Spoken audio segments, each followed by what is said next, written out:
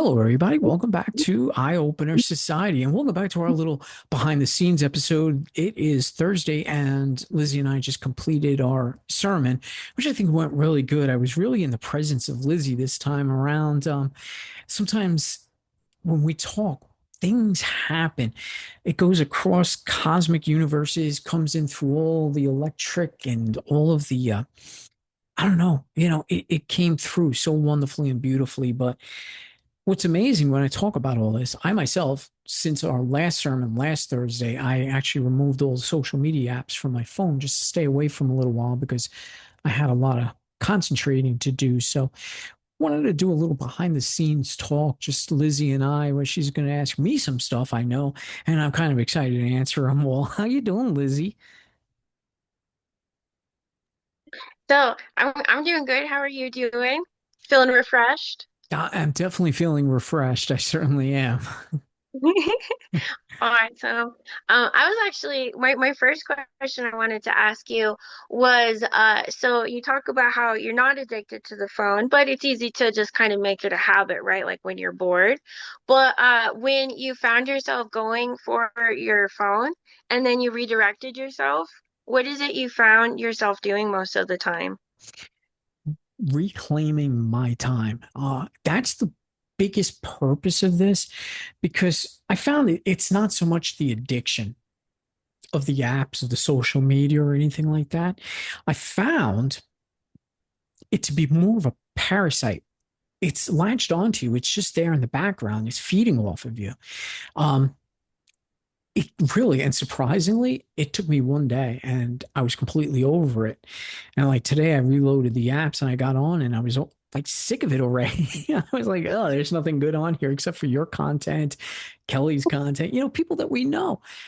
But that parasitic feed that it has on us takes away the most valuable thing, which is just time. Because instead of sitting there streaming away on, mindless content, even if I had nothing to do, I was going to enjoy doing absolutely nothing and actually being immersed in doing that absolute nothing.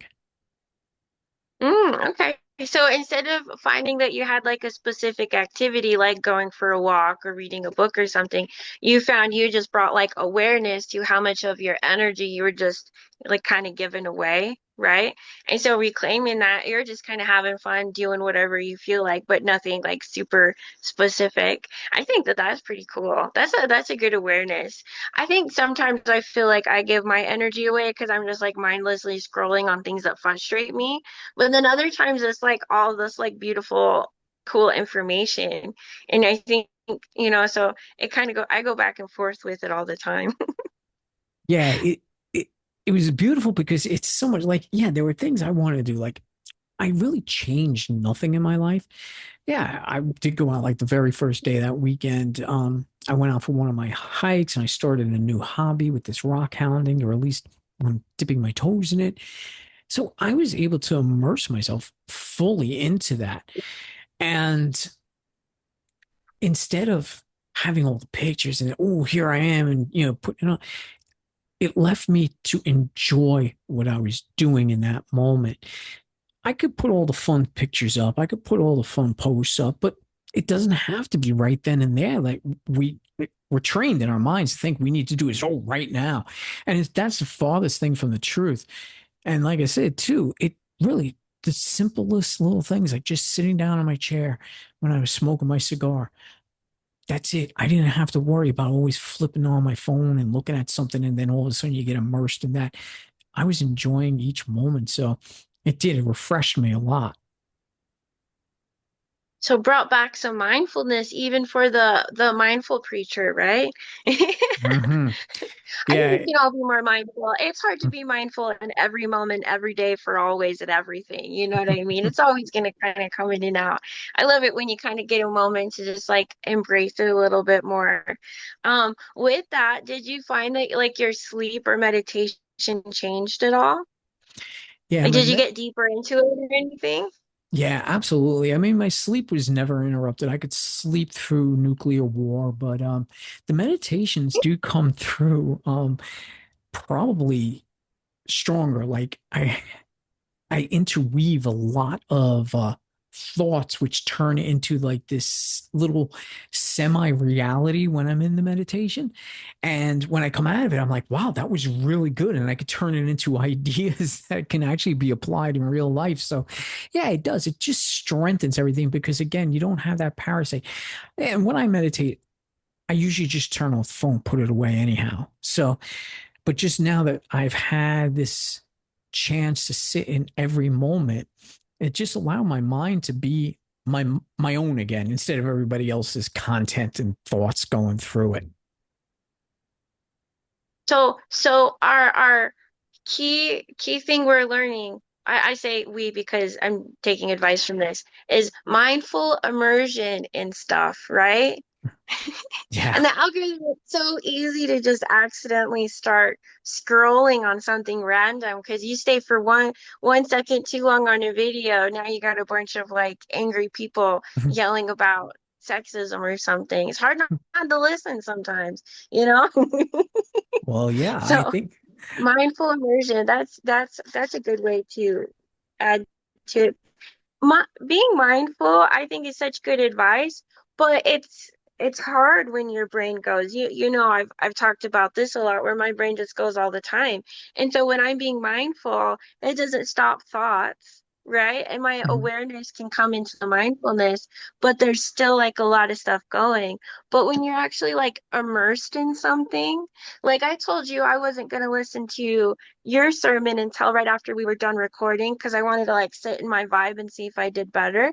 But I couldn't help myself. I just kept listening to it. I kind of got myself immersed in it. And so then my thoughts kind of focus actually in on something, you know what I mean, for a minute, and then kind of trail off and then come back. And what I found interesting for myself was I think I actually listened to you better today because I wasn't going to listen to you. And I thought that was funny. And so maybe some things with mindfulness is how much you're being mindful about it versus actually immersing yourself in it. Yeah, there's a lot to take away with all of that. And I had said in my sermon too, I was never really addicted to social media anyway. I put it down, but when I sit at work or if it gets boring or, it's just by habit we do this. We pick up and we start looking through these videos. And just like you said, also, oh, yeah, that's right. This person's correct. And you flip, oh, this person's, and you wind up in this endless loop. And that's how social media is designed to keep us on it. And after all week, like I say, it took just a day, hours really, and I was over social media. And even the next day, I was like, okay, I completely forgot about it. And so when I came back today and I just reinstalled and I started looking at some of your stuff and all this, oh, this is cool. And then all of a sudden the stupid ads, the dumbass TikTok ads, and they're there and it's just making me nauseous. I'm like, okay, time to take it off, my phone. If I spend 1 hour a week, maybe a half hour a week on it, instead of being on it all the time, it allows me to be me and do the things that I want to do and actually focus and concentrate only on those things and not worry about any kind of outside influence. And to me, it makes me feel better because now, like, I look at the social media and I get like physically ill from it. Oh, interesting. Strong personal reaction from it. Maybe, so are you going to take a longer break from it then? You're still not hopping back on a whole lot? I think so. Like I said, I think I just limit myself to, once a week because that was the thing. It was just, I like to get Eye Opener Society's name out there. So daily I would do a recording. But then I'm like, every day though, you tend to start to go into a loop of repeating, even though if you're talking about something completely different, it's your voice over and over again to people. And it becomes worn out quickly. So I was like, you know what? I really think if I go on there, put one thing out a week, I'll be completely fine with that. And I don't, I just don't need to be a content creator. I don't need to be an influencer. That's not what I'm here for. We have our own platform. I could do whatever I want on this platform. But that's why I say I like the social media just to stay connected because there are people, yourself included, that I do want to stay connected to. I want to watch content. Um, but other than that, there's really nothing else on there that is good anymore. The social media is just mindful, mindless programming. Yeah, for sure. I think I lost my thought a little bit. You glitched and I started panicking that it was going to cut out and then it didn't, but then I lost my thought. I glitched after that. I think it's I think it's really easy to accidentally just kind of fall into these patterns. And whether it's the phone or something else, it's really easy to just kind of give our mindfulness away. I don't think that was something that we were ever really taught when we're little of how to be mindful. We were taught of how to be like aware of what people wanted from us. And that's not really like the same thing, right? Mhm. And so you switch it over and it's kind of interesting how many different things you'll cut out. Like you'll cut out the social media right now because it's actually not something that you're enjoying. You know, you're on the podcast. We're trying to like build a community, and so the world says, well, you have to be on social media, but actually you really don't. You know what I mean? And so it's like when you cut that out and you create all this new space for whatever else comes in. That's what I was asking you in the beginning, what you found it is that you were doing. If you were meditating more or like sleeping more, talking to people more. Like I was just curious what you ended up like filling the space with. But filling the space with awareness of being happy something is not in your space anymore, that's a good thing to fill your space with. No, you are exactly right. You explained it completely, exactly how I experienced it. Yeah, I don't think, like I said, people are doing what they're doing, but we we put too much stuff in front of us that actually takes away that time. It takes away that realization of what we're actually doing. And like a good point, the people that really are addicted, like when I see people walking around in the street, with the phone up to their face, I'm like, do you know all the stuff that you are missing besides getting hit by a car when you're crossing the street? Because I almost hit somebody today crossing an intersection against the light with the phone up, completely blissfully unaware of the 3,000-pound vehicle coming at you. And I think that's where people need to understand. Listen, we are occupying too much of what we're doing, and that we're completely forgetting us and our own feelings and our own senses. They're removed when we have that electronic device, and that's all we're focusing on. Yeah, because whether you're putting your power, your attention, your whatever it is, your time into something, anything external, it's less that's going back into yourself. Even when I'm like consuming the most like beautiful, inspiring information that's like, triggering downloads for me, it's still I'm consuming, not creating. And you can only do so much with what you consume if you don't apply it. And so if you sit there and scroll, even if your algorithm is so beautiful and every time you pop on, it's inspiring, like then when you get off, like what are you doing with it? I think it's really easy to see something because like the phones make everything just look so easy. You pop on and there's people just living their best lives everywhere. And it's so easy to just want to like stay in that vibe, that artificial vibe of it. But again, it can be done in anything by like going to a bar and drinking, and sitting in that artificial vibe. Everybody, I think, has their vices unless they've already sorted through it. But it's just a matter of finding what it is, and it doesn't take being addicted to it for it to be your vice.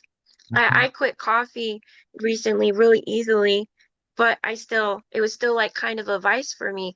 Every day is my method of waking up, you know?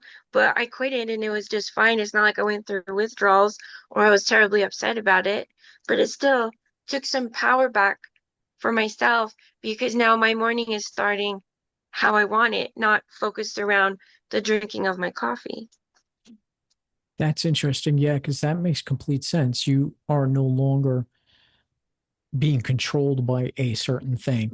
And I think really that's what happens with these apps and the phones. We just replace that for whatever vice it is we have. That we place it there in front of us, and we just accept it by saying, "Yeah, well, this is my routine.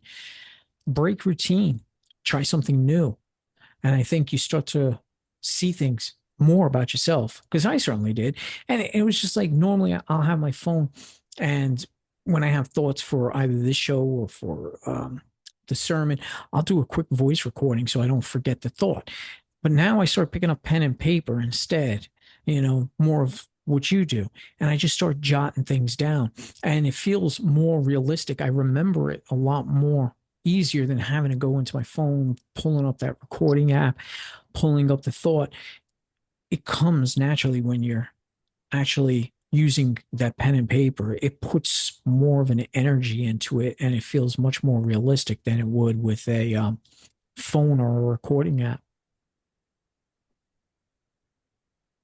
Interesting. I actually came to that conclusion today too, because recently I switched back to channeling in paper. I was doing typing because I can type faster than I can write.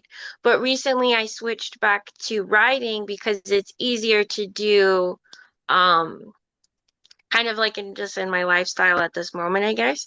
And something I noticed was rereading it, it's like I could kind of remember what I was feeling when I wrote it a lot more than when I type it, which is what I was doing with my videos for a while. But when I stare off into space, that doesn't share anything with me. But writing, you get to skip that. I think along with, people getting into all the technology, that's another thing that we do is sometimes we like replace something that's so fundamental. Like if you think about it, humans have been writing for a really long time. Sacred texts, like private journals, like there's got to be something patterned to writing it and like declaring something. You know what I mean? Hmm. Speaking of declaring it, I had some cosmic advice for you if you were Hmm. interested. Sure. So you so So you brought into awareness the parasitic vibe of the social media, right? Where it's just kind of trying to grab at your attention. Everything's like an attention or a money grab, right? Hmm. And so super good to become aware of that. But even as what you're doing now, where you're not going to get on it very often, you're still going to get on it sometimes. So you're going to engage with it. So I would advise to kind of redefine how you describe it. So now that you've reclaimed your energy from it, right, and you're not going to mindlessly scroll, just kind of post and view the content that you want, what does it become a tool of at that point? And I would try to like kind of mentally think about it moving forward from that mindset. So that way you're not engaging with the parasitic energy of it. Because even though that's true, you don't necessarily have to like engage with that face of it anymore now that you're aware of it. You know what I mean? Yeah, If I can say I the word certainly do. parasitic. Parasitic. There you go. Yeah, no, it's perfect advice. Yeah, just yeah, taking the steps to just, use it less is one thing, but yeah, if you're actually patterning it and it becomes something else, so I don't have to think of it as social media, I could think of it as whatever I want to think of it as, in a more positive term than just some parasitic social media app. So that's a good idea. And as soon as I know exactly what to name it, I'll let you know. Okay, feel free to like let it change a lot too. That's Hmm. what I was actually going to talk about in the second half of my sermon, but my voice did its thing when I talked too long, and I Hmm. just decided to kind of cut it where I did because it made a nice ending. But I had like three more pages I was going to do. Um, I think I sent you a practice once called it the affirmation practice. Hmm. Did you ever look into that one? Yeah, I mean, I read it over. I've been reimagining that one a little bit Hmm. because it kind of just talks about how you take so like if you have your perfect world, right? And then the world that you're like, this is annoying and stupid, right? Because we all have like aspects of our world like that. And so a lot of what I see online is like, affirmations, you like pick the perfect one. But then what happens is it's like it's kind of detrimental because okay, so if you if you are like, I'm an infinite being and I'm capable of anything, that is true, right? That you accept that truth, it's true, but you still have to pattern that in. But if you say that and then you go out and go beyond your like comfort zone and you kind of get smashed about it, even though it's still true, you're patterning it that the world doesn't respond to that way to you. And I forgot my point now with this, but I was going somewhere with that. Okay. Yeah, well, you were talking about how, let I should let it sit as to what I want to call a social media. Yeah. So I think that's where you're trying to weave a point in. Yeah, so basically you just kind of like you kind of argue, you let the two argue. The best case scenario fixes all the problems of the worst case, and then they like go back and forth, and you end up eventually you'll find a sentence that gives you this aha moment that like that's actually something more helpful because saying something like I have $1 million, like, I don't have $1 million. Maybe I'll have $1 million one day. I believe that could be true, but it's Mhm. like I don't believe it factually, like right now. You know what I mean? And so saying something like I'm building something awesome that's going to result in 100 or $1 million. I almost said 100,000. Interesting. Ooh, I almost like interesting. Freudian flipped it randomly. Or Mm. Quick, check your bank account. just kidding. Yeah, but so I'm glad you took the break. I probably am due for one. Maybe I need to do one and see what I come up with here because I haven't actually officially taken a social media break in Mm. probably a couple years. I mean, I'll be on it less. I'll just like, not really pop on for a couple of days, but it's never like intentionally a break, you Mm. know? That'll be interesting to see how it affects you, and to like sit back and compare notes with it. So, yeah, if you decide to do it, that'll be awesome. Be another episode. I'll ponder it. I'm Okay. really in the vibe of posting right now, so I don't know. Yeah, I know. And that's good. Like I said, it's always good if you're using it for good. And if you're setting the algorithms to be good, it works for you. And that's why I said it's nothing bad. I don't think people should be completely taking themselves off of it. But at the same time, we need to remember to reflect on ourselves. Maybe what I need to find is what's parasitic to me right now. Maybe social media in this moment isn't for me, but maybe I've got something else that I need to take a break from, and then we could compare notes and be more Mm. worthwhile. That sounds like a Mm, plan. very interesting. I'm gonna ponder that one. Okay, cool. All right. Well, listen, I know I gotta download some of these episodes that we just recorded, get them out to our public. I want to thank everybody for joining us. And I thank you, Lizzie, for being there. You're the best friend. I love you so much. I appreciate everything that you and I do together. And it's definitely been wonderful. So, yeah, even though we may be on it at times and off at times, we are both on TikTok. I'm under Eye Opener Society. Lizzie's under energy.by.lizzie. And you can also find us on Podbean. You can find us on most major platforms. Just search Eye Opener Society. We'll see you again really soon. Thank you again so much.